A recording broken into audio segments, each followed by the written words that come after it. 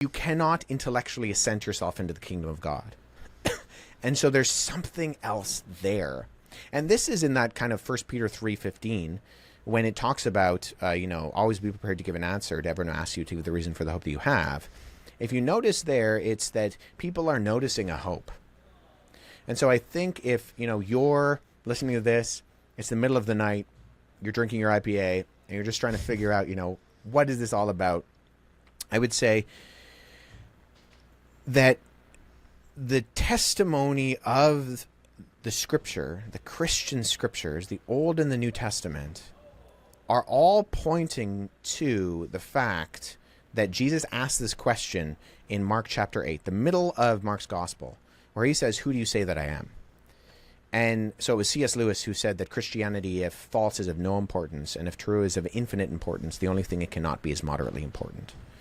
And so I think this is the ultimate question, and that Jesus is no less than a historical character. The Bible is no less than a collection of historically reliable documents, but it goes beyond that, in that these longings that we have as humanity, this hope that we have, ultimately comes down to the fact that when we analyze other historical characters, when we're looking at Caesar or Xenophon or Socrates or Plato or Pliny the Younger, they didn't say, "I'm the way, the truth, and the life. No one comes to the Father but through me." They didn't say, "Unless you believe that before Abraham was, I am, then you will die in your sins." These are big statements. These are statements that go beyond. These are statements, arguably, although Alex O'Connor disagrees, of divinity, of claiming a prerogative that only the creator of the universe has. And so I think then what we see, and I think this is historically reliable and can be validated by the actual historical records, is that Jesus predicts his own death and resurrection, and he does it. And so that means something more than just bare bones historical facts. And it means something for purpose and meaning and morality and reality. That you are more than a product of time plus matter plus chance. You are more than molecules in motion. You do matter more than you are matter, and it's because of who Jesus is. And so if there's someone listening to this who's really kind of inquiring and pushing into those things, I would just encourage you to think about what the ramifications are if Jesus is who he says he was and is, and what that means for you being an image bearer created in the image of God for an intention. You have purpose, and that your life is valuable because you bear that image. And that image is ultimately the image of Jesus Christ. One thing that I think is so fascinating is how, like you were saying, like we can't just mentally assent until we get all the questions on the test right, and there we are, suddenly Christian. But rather, there's a point, and it was really cool hearing you and Russell Brand talk, because I've been following his journey for a while, and it does seem to me like whatever that sacred crossing has taken place, where the theoretical has become very real, the abstract has really manifested itself in a very tangible way in his life.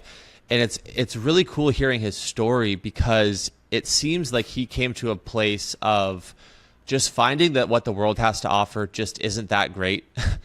It seems like on one hand, like he, as he puts it, I drank from the wells of Bacchanalian deities and pleasure and hedonism, whatever, right? Yeah. And he's basically like, it just ends up getting old. And then it seems like just due to the personal events of his life that he kind of just came to a place of like, God, if you're real, I need some help. Like I need help. I need assistance.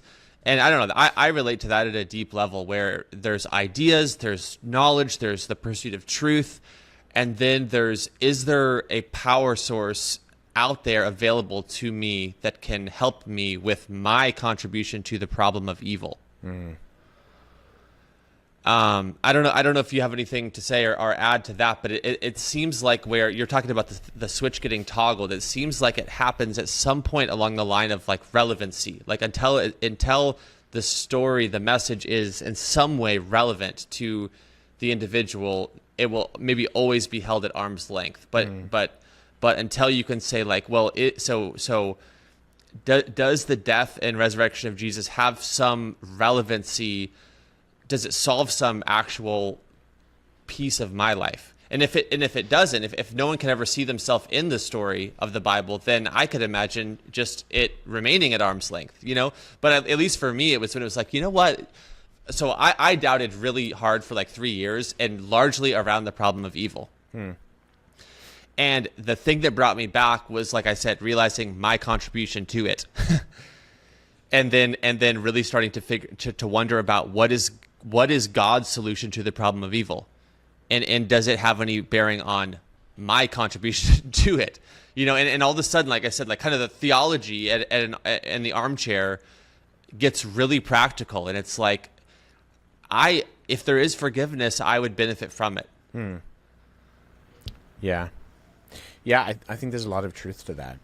I think, you know, salvation is a personal thing, and that the God of the Bible is a personal God.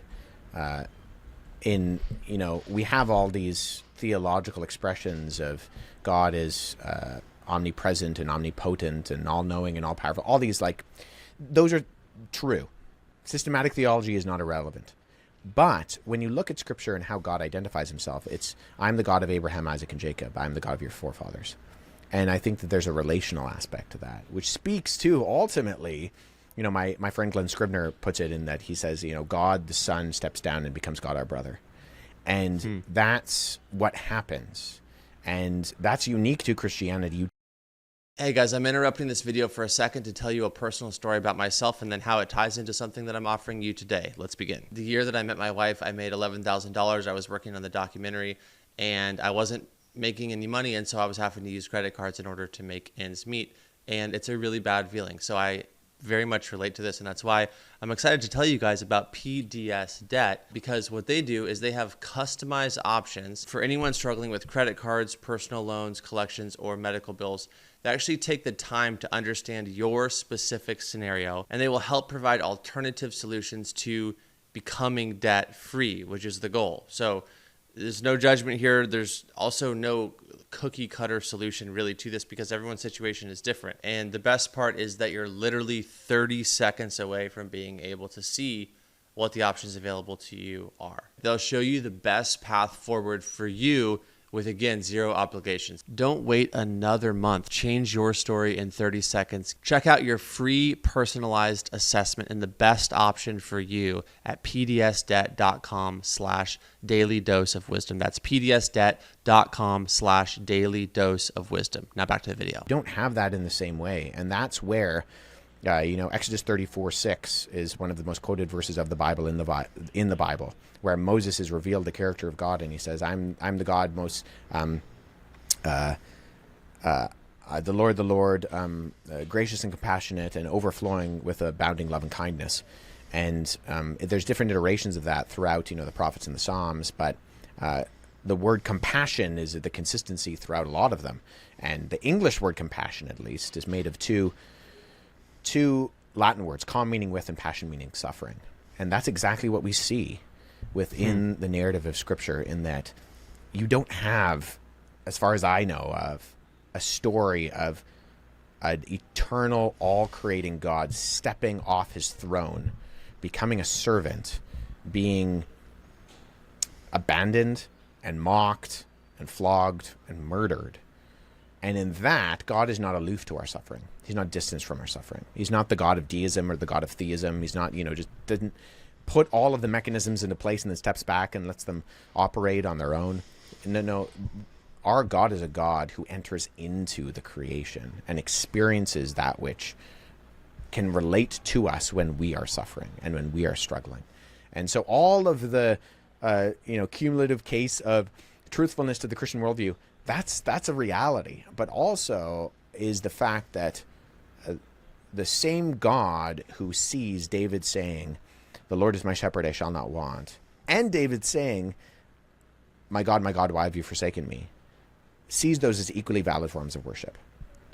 And I haven't found another religious text that has those two things held simultaneously and sees that the God of the Bible is a God that's big enough to handle our doubts and our struggles, is big enough to show us the the complexity of the created universe, and how, the heavens declare the glory of God, and that his divine attributes and invisible qualities are shown throughout creation so that we are without excuse, and yet still looks at humanity when we are at our best.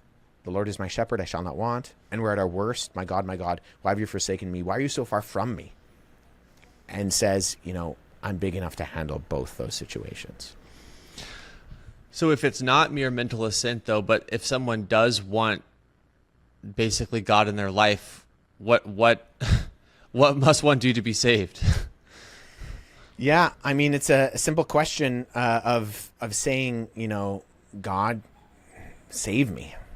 Jesus, come into my life. It's no less or no more than that. It's a simple, I don't have all the answers. I don't know what's going on all the time. I am a sinner. Save me. Lord Jesus, have mercy on me, a sinner. And so I think part of that is the humility of realizing that all of the brokenness that we see around the world, I said on the PBD podcast, we're really worried about the sin out there and the evil out there, and we forget about the evil in here. And I think the testimony of Scripture is that its biggest heroes are some of the most broken people, and that's an area of contention for my Muslim friends when they read about the prophets and they say, this can't be true. These people are terrible. These people are constantly messing up. And I say, no, that's the hope, because it's not about them. It's not about them, and it's not about you in that sense. The Bible is about God, and yet he invites you into that narrative, into that story.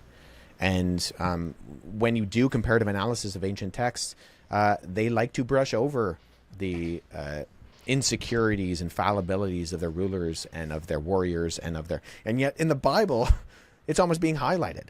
The best guys are the worst guys. And that's unique in religious texts and in ancient texts. Even when you look at when the Egyptians and the Mesopotamians are fighting, the chronicles of those events, when one loses, they never talk about losing. They always talk about, it was a tie, or it was a draw. It was, look at how many I killed. Whereas we have multiple battles throughout the pages of the Old Testament that talk about the fact that Israel tries to rely on its own strength, and that causes them to fail.